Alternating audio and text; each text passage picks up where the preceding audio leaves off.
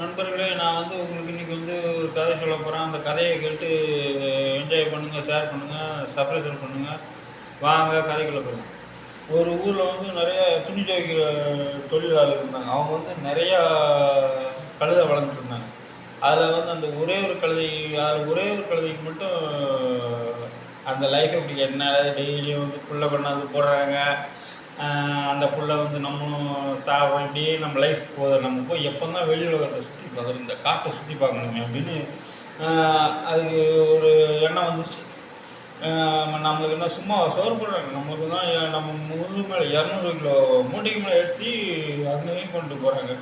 காலையிலையும் சமைச்சு கொண்டு வந்து ஆனால் காட்டிலன்னா அப்படி இல்லை, ஜாலியாக சுற்றி சுற்றி வரலாம் அப்படின்னு அதுக்கு இதுக்கு நம்ம என்னடா பண்ணலாம் அப்படின்னு யோசனை பண்ணிகிட்டே இருக்கும்போது காட்டில் ஒரு சிங்கம் சொல்லியிருக்கு, எனக்கு வந்து எல்லா மிருகங்கரையும் சாப்பிட்டேன், ஆனால் அந்த கழுதைக்கறிங்களை மட்டும் சாப்பிட முடியல. ஏன்னா அதுங்க நம்ம பிடிக்க போனோம்னா அங்கே வந்து கழுதைக்காரங்க வந்து அதான் துணி துவைக்கிறவங்க வந்து பாதுகாப்பு நிற்கிறாங்க.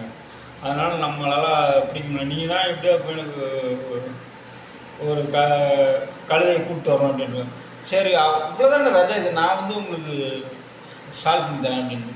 உடனே ஒரு நரி அப்படியே அங்கே போய் அப்படியே இப்போ அந்த கழுதைக்கிட்ட போய் பேசும்போது அதில் ஒரு கழுதை மட்டும் விரக்தியோடு இருக்கிறத பார்த்து, இதான் நம்மளுக்கு சூப்பர், இந்த கழுதையை தான் நம்ம கொண்டு போய் அடித்து சாப்பிட வேண்டியது. ஆனால் மற்ற கழுதைங்களாம் வேண்டாம் நண்பா, அவன் வந்து மாம்சம் தின்றவன், முன்ன பின்ன வந்து நம்ம இந்த பக்கம் பார்த்ததில்ல, அவனை நம்பி நீ போவாத. உடனே இந்த கழுதைக்கு அந்த கழுதைக்கு கோவம் வந்துச்சு. அடிச்சு, நான் வந்து ஜாலியாக காட்டை சுற்றி பார்க்க போகிறது உங்களுக்கு பிடிக்கல, உங்களுக்கு பொறாமை, நீங்கள் ரொம்ப பொறாமையை சொல்கிறீங்க அப்படின்னு. உடனே அவங்க எவ்வளோ சொல்லி பார்த்து அதுங்களும் 2-3 வாட்டி நிறைய வந்து அந்த கயிறு அவுத்துக்கு வரும்.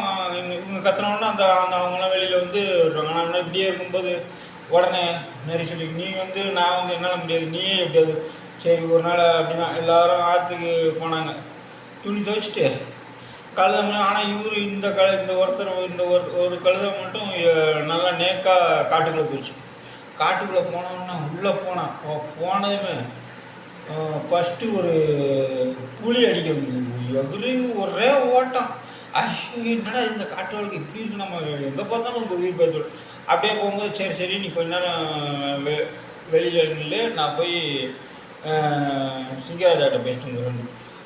உடனே சிங்கராஜா இதுவும் காதை வச்சு அப்படியே கேட்டு, இந்த மாதிரி ராஜா நீங்கள் சொன்ன மாதிரி உங்களுக்கு வந்து கழுதையை கூப்பிட்டு வந்துட்டேன், நீங்கள் வந்து அந்த கழுதையோட தலையை பாதி உடம்பு நீங்கள் சாப்பிடுங்க, பாதி உடம்பு சரி அதை கூப்பிட்டு அப்படின்னு.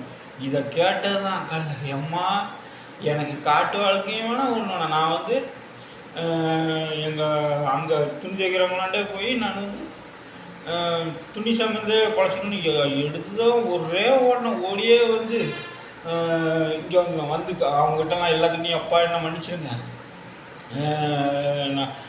நான் தான் அது அப்பயே சொன்னோம்ல, அது ஒன்று வந்து நயம் பண்ணி கூப்பிட்டு போய் ஒன்று வந்து கொல்ல பார்க்குது, அதனால தான் அடுத்தவங்க பிரச்சனை உடனே சரி நண்பா.